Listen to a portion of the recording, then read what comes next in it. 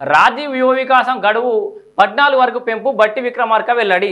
రాజీవ్ యువ వికాసకు సంబంధించి మొదట్లోనేమో ration card compulsory, caste income certificate compulsory అని చెప్పేసి ఒక రూల్ పెట్టిరు. కుటుంబంలో ఒక్కరికే ఇస్తామని అన్నారు. రకరకాల సమస్యలు వచ్చినాయి. ఆ తర్వాత ఇన్కమ్ సర్టిఫికేట్ ఆప్షన్ తీసేసారు. అంటే ఇన్కమ్ సర్టిఫికేట్ లేకపోయినా రాజీవ్ యువ వికాసకు అప్లై చేసుకోవచ్చని కూడా చెప్పారు. చాలామంది రేషన్ కార్డులకి వెళ్ళి పేర్లు తీసేసుకొని చాలామంది కూడా ఇబ్బంది పడుతారు. కొత్త రేషన్ కార్డు సర్కారు ఇస్తుందేమో అని చెప్పేసి రేషన్ కార్డులకి వెళ్ళి పేర్లు తీసేసుకుని కూడా ఇబ్బంది పడ్డారు. అయితే ఇట్లా రకరకాలుగా మార్పులు చేర్పులు వేసుకుంటూ వచ్చారు. అయితే ఇప్పుడు సడన్గా అండ్ ఈబీ మన ఏమంటారు అగ్రవర్ణ పేదలకు కూడా ఇది రాజీవ్ యువ వికాస ఇద్దామని చెప్పేసి కూడా సర్కార్ నిర్ణయించింది. తర్వాత లేటర్ ఆన్ అప్డేట్ యాడ్ చేసింది. ఆ తర్వాత ఇప్పుడు కొత్తగా దాన్ని వాళ్ళకు లేట్గా అవకాశం ఇచ్చారు కాబట్టి కొంచెం డేట్ పెంచే అవకాశం ఉందని మనం గతంలో చెప్పుకున్నాం. అదేవిధంగా డేట్ పెంచారు. రాజీవ్ యువ వికాసం గడువు 14 వరకు పెంపు బట్టి విక్రమార్క వెల్లడి. 2వ పేజీలో ఉంది. సో రాజీవ్ యువ వికాసం పెరిగిందట. సో తెలంగాణ రాష్ట్రంలో ఉన్న నిరుద్యోగ యువత అందరూ కూడా ఒకసారి బాగా చూడండి.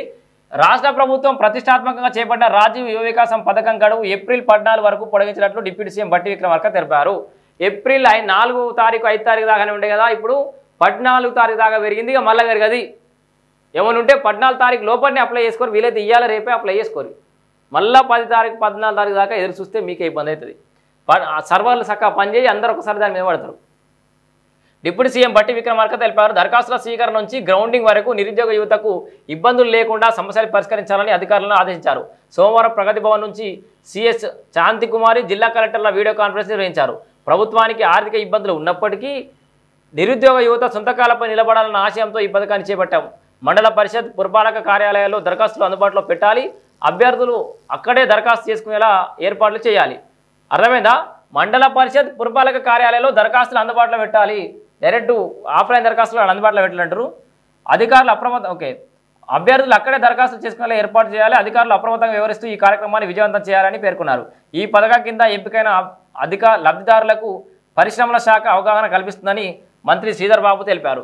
ఈ సమీక్ష సమావేశంలో ఆర్థిక శాఖ ప్రత్యేక ప్రధాన కార్యదర్శి రామకృష్ణారావు, ప్రణాళిక శాఖ ముఖ్య కార్యదర్శి సందీప్ కుమార్ సుల్తానియా, ఎస్సీ సంక్షేమ శాఖ కార్యదర్శి శ్రీధర్ తదితరులు అయితే పాల్గొన్నారు. మొత్తానికి రాజీవ్ యువ వికాస అనేది 4 తారీఖు కాదు 14 తారీఖు దాకా పెంచిరు.